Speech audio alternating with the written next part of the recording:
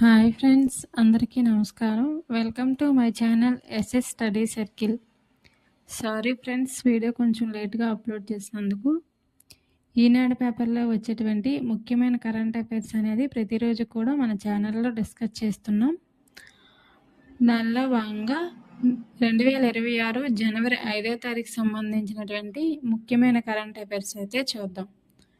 అందులో మొదటి అంశం వచ్చి సైన్స్ అండ్ టెక్నాలజీలో భాగంగా ఎస్ఎస్ఎల్వి పేలోడ్ సామర్థ్యం పెంపు.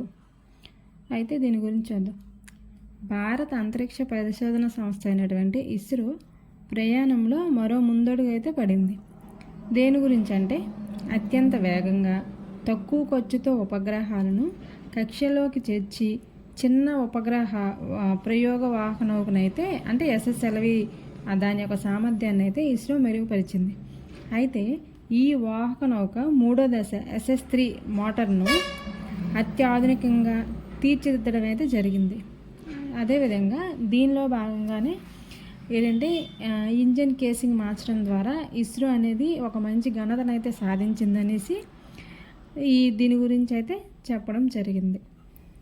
నెక్స్ట్ అంశం వచ్చి ఉత్పత్తిలో భారత్దే అగ్రస్థానం. అయితే దీని గురించి చూద్దాం. దేని ఉత్పత్తిలో భారత్ అనేది అగ్రస్థానంలో నిలిచిందంటే బియ్యం ఉత్పత్తుల్లో నిలిచింది.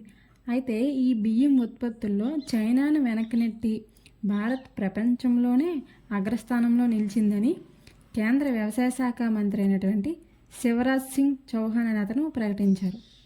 అయితే దీనిలో భాగంగా 25 రకాల పంటలకు గాను 154 రకాల వంగడాలను అయితే ఇతను విడుదల చేశారు. ఈ కొత్త వంగడాలతో రైతులకు అధిక ఆదాయం కూడా సమకూరుతుందని చెప్పడం జరిగింది.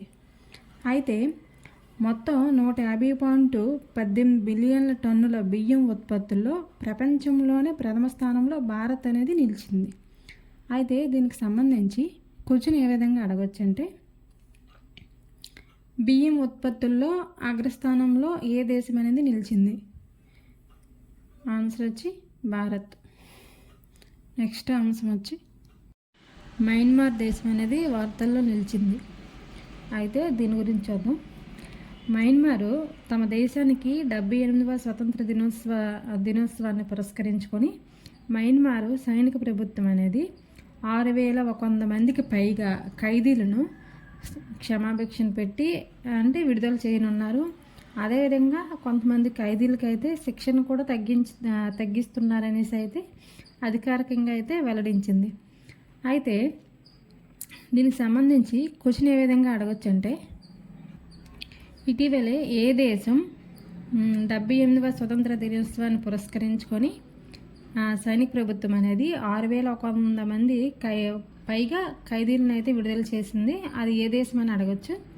ఆన్సర్ వచ్చి మయన్మార్. నెక్స్ట్ అంశం వచ్చి తెలంగాణలో ఇక చన్నీల్ చేపలు. అయితే దీని గురించి చూద్దాం.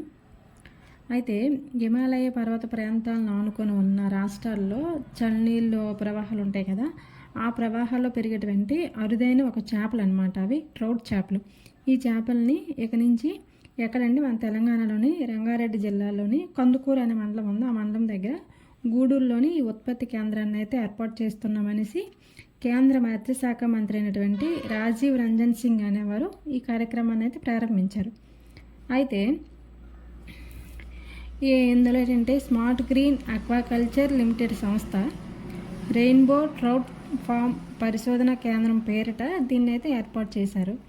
అయితే ఇంకోటి ఏంటంటే దేశంలోని తొలి ఉష్ణమండల రాష్ట్రాల్లో కూడా ఈ చన్నీటి చేపల ఉత్పత్తి కేంద్రాన్ని ఏర్పాటు చేయడం ఇదే మొదటిసారి.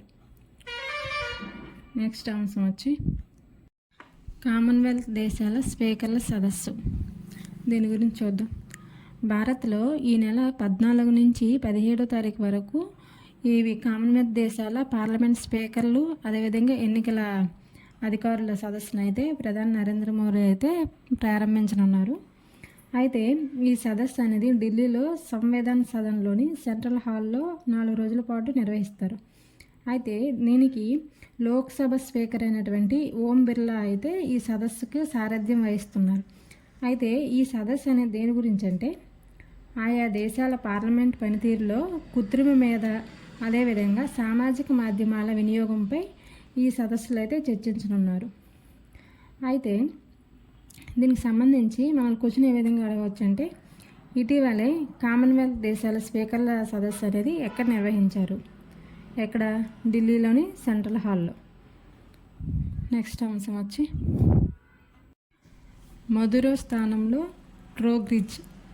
అయితే దీని గురించి చూద్దాం.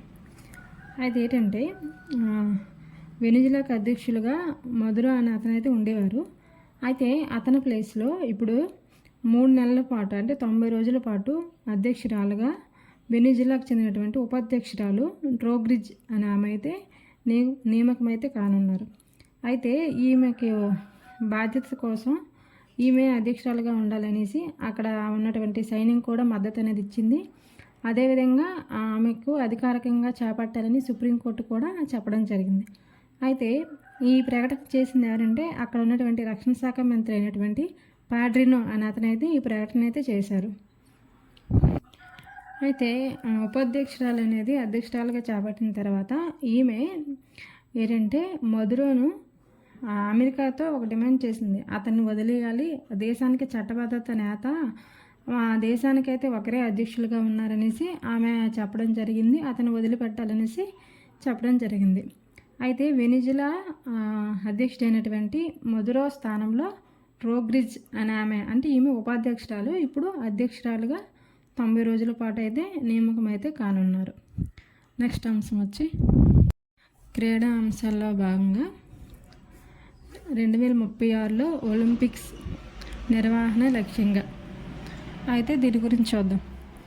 అయితే అంటే 4వ తరగతి నుంచి 11 వరకు వారణాసిలోని 72వ జాతీయ వాలీబాల్ ఛాంపియన్షిప్ అనేది నిర్వహిస్తున్నారు. ఆ పోటీలను ప్రధాని నరేంద్ర మోడీ గారు వీడియో కాన్ఫరెన్స్ ద్వారా అయితే ప్రారంభించి ఆ కాన్ఫరెన్స్ ద్వారా కొన్ని విషయాలు అయితే చెప్పడం జరిగింది. ఏంటంటే గతంలో భారత్ 20కి పైగా అంతర్జాతీయ క్రీడల పోటీలకైతే వేదికగా నిలిచింది. అదేవిధంగా అండర్-17 ఫిఫా ప్రపంచ కప్పు, హాకీ ప్రపంచ కప్పు ఇలా అనేక ప్రపంచ స్థాయిలో చెస్ టోర్నమెంట్లు కూడా విజయవంతంగా అయితే భారత్ నిర్వహించింది అని దీనిలో భాగంగా చెప్పారు. అయితే కామన్వెల్త్ క్రీడలు అనేవి 2030లో జరుగుతాయి. ఆ క్రీడలకు కూడా భారత్ అనేది ఆతిథ్యం ఇస్తుందని కూడా చెప్పడం జరిగింది.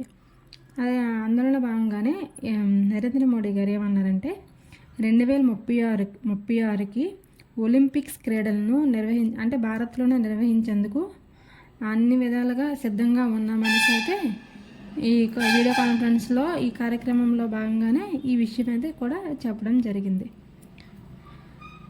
నెక్స్ట్ అంశం వచ్చి భారత్లో T20 ప్రపంచ కప్పు ఆడం. అయితే దీని గురించి చూద్దాం. అయితే ఈ నెల 7న ఈ T20 ప్రపంచ కప్ అనేది స్టార్ట్ అవుతుంది. దీనికి భారత్, శ్రీలంక 2 దేశాలు కూడా సంయుక్తంగా ఆతిథ్యం ఇస్తున్నాయి.